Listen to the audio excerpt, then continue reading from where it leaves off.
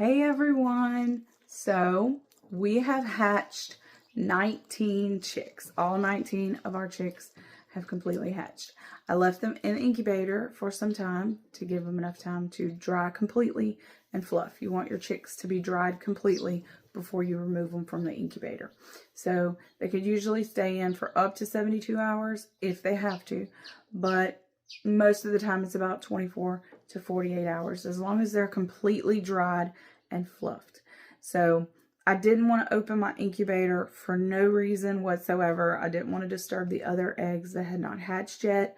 So I gave the other eggs enough time to hatch. So that means my first chicks that hatched stayed in the incubator a little bit longer, but that's okay. They all were able to dry completely and fluff. So we have successfully transferred all 19 of our chicks from the incubator to a brooder box. So I want to show y'all how I have it set up so that y'all can kind of have an idea of what we got going on. Okay, so this is my brooder box. It's just a Rubbermaid Walmart bin with the lid, with the clips that secure the lid on top. My husband cut out the top of the lid and added chicken wire to it so that nothing can get into them, which it usually wouldn't because they're in my house. But when they get older and they get ready to start really running around in there, they get bigger, they want to jump up on a roosting bar, they want to try and jump and fly out of the box. So they can't do that with the chicken wire on top. You can see the little notches right here, and there's another one there on the side of the box that I have covered for now because we don't use that at the moment. We use that when they get older. My husband cut out notches so he can just slip a board in there for them to have a roosting bar when they get old enough to start wanting to roost. So on the right side of the box, I have my heat lamp set up, and you can see I'm all in there chilling and getting warm. So you want to observe your chicks. The more spread out they are, laying under the heat lamp, they're getting enough heat. You may have to adjust the heat lamp up or down just a little bit if you notice they're huddling to stay warm. The more spread out they are, the better heat they're getting, so you'll know that they're getting enough warmth in the box. I may have to adjust mine and bring it down just a tad bit.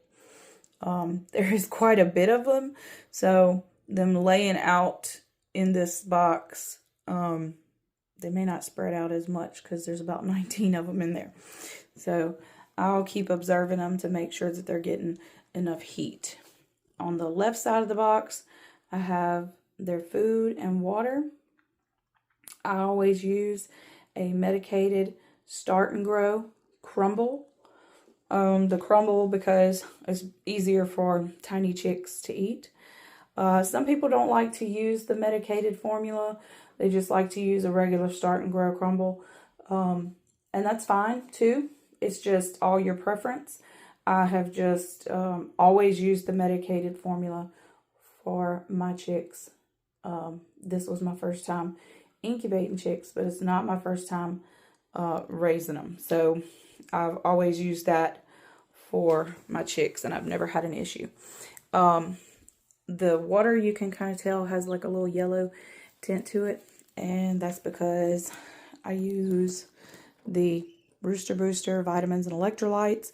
You usually want to put electrolytes and probiotics in your chicks' water so that they can stay healthy while they're young. It helps their immune system, and it helps keep them healthy. So you put about a third of a teaspoon into a gallon of water, and it gives you a list here of all the vitamins that it has in the formula to keep your chicks healthy. So this is what I use. You don't necessarily have to use this brand. You can use whatever brand you choose to use.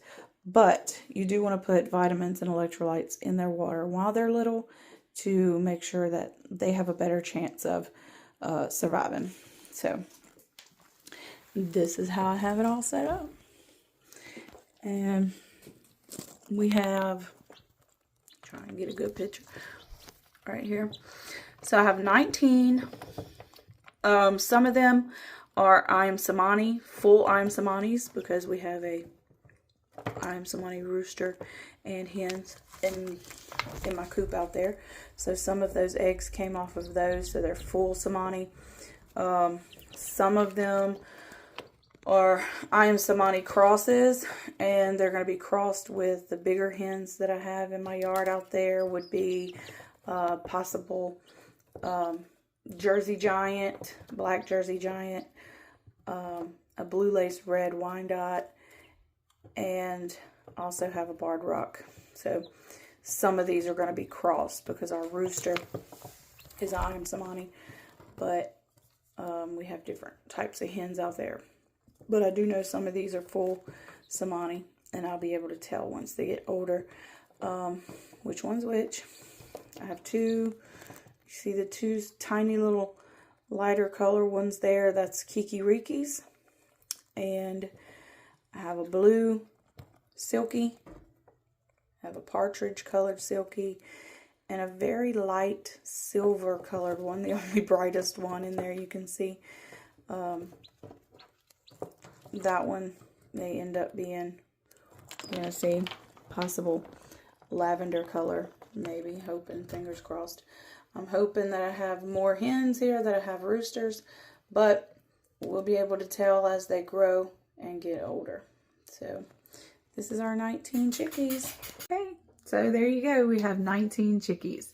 I think that's a pretty successful hatch rate. We actually started with 22. We had to take 3 out because they were not fertilized, or something happened in the development process that they didn't develop. So we took those out, kept 19, and all 19 hatched. So I'm pretty happy about that. Another thing I wanted to add real quick, if you noticed in my brooder box, I use puppy pads on the bottom. It's easier. I used to use pine shavings, but it just stayed a mess.